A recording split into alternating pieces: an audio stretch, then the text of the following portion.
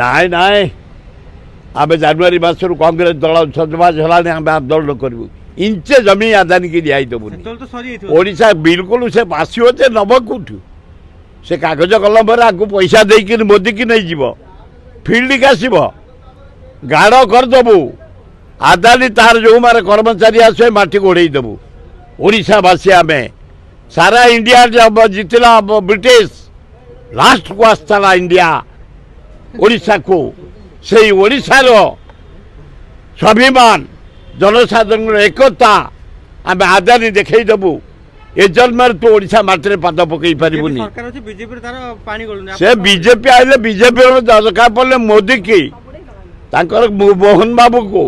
କି କିଏ ଆସନ୍ତୁ ଓଡ଼ିଶା ଜମିକି ସେ ବିକ୍ରି କରିଦେବେ ଆମେ ଗାଡ଼ କରି ସମସ୍ତଙ୍କୁ ମାଟି ଘୋଡ଼େଇ ଦେବୁ ନା ନାଇଁ ମୁଁ ମଝିଆ କାହାର ନୁହଁ ତଳ ନୁହଁ କି ଉପର ନୁହଁ ଆମେ 5 ଭାଇ ବଡ଼ ଭାଇ ଚାଲିଗଲେଣି ତା ତଳ ମୁଁ ମୋ ତଳ ଭାଇ ବି ଚାଲିଗଲେଣି ସେ ଗୋଟେ ସୁପର କ୍ଲାସ୍ କଣ୍ଟ୍ରାକ୍ଟର ଥିଲେ ତା ତଳ ଭାଇ ଗୋଟେ ବଡ଼ ଚାଷୀ ପ୍ରାୟ 30-40 ଏକର ଜମି ସେ ଚାଷ କରନ୍ତି ପନିପରିବା ଇତ୍ୟାଦି ମାଛ ଚାଷ ଗୋରୁ ଚାଷ ସବୁ କରନ୍ତି ହଁ ହଁ ଆଜି ତ ଆଇଛି ଆଜି ସକାଳୁ ମୁଁ ଦେଖିଲା ବେଳକୁ ଜିବାଣୀ ମାଛ ତୋରି ମାଛ ହଁ ହଁ ୱାଇଫ୍ ମୋର ଏ ପୁରା ଆସିକିରି ସକାଳୁ ଭାଉଜ ତମର ନୂଆ ଶାଢ଼ୀ ପିନ୍ଧି ମୁଣ୍ଡିଆ ମାରି ଆଶୀର୍ବାଦ ନେଇ ହଁ ହଁ ନୂଆ ଶାଢ଼ୀ ପିନ୍ଧି ସବୁବେଳେ ମୁଣ୍ଡିଆଟିଏ ମାରି ମୁଁ ଯେଉଁ ଖାଦ୍ୟକୁ ଭଲ ପାଏ ଆଜି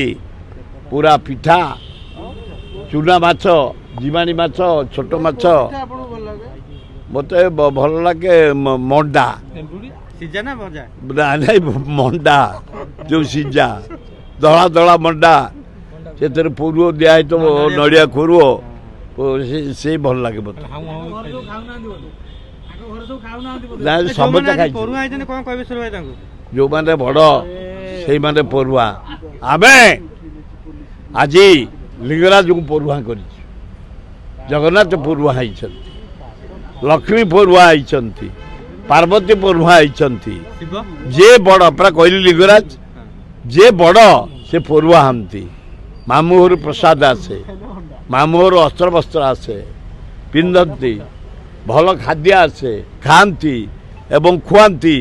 ଆଜି ସକାଳୁ ଆମକୁ ଖୁଆଇଛି ଆଜି ସକାଳୁ ଯିଏ ଯାଇଥିଲେ ମୋର ଯେଉଁ 2 ପୁଅ ସିଦ୍ଧାର୍ଥ ରାଉତରା ମନ୍ମଥ ରାଉତରା ଉଭୟ ଥିଲେ ସକାଳେ ବହୁ ବନ୍ଧୁ ଯାଇଥିଲେ 2 ଭାଇ ଯାକ ମୋ ପାଖେ ବସି ଆନନ୍ଦରେ ଖାଇଲେ ନାଇଁ ସେ ତାଠୁ ବଡ଼ ମୋ ବଡ଼ ଝିଅ ସିଦ୍ଧାର୍ଥଠୁ ବଡ଼ ମୋ ବଡ଼ ଝିଅ ଅନ୍ନପୂର୍ଣ୍ଣା ଭଞ୍ଜ ତାଙ୍କ ନାଁ ଆଉ 2 ଭାଇ ଯାକ ଅତି ଆଜି ମୁଁ ଦେଖିଲେ ଆନନ୍ଦରେ ପିଠା ବାଟୁଥାନ୍ତି ଜନସାଧାରଣ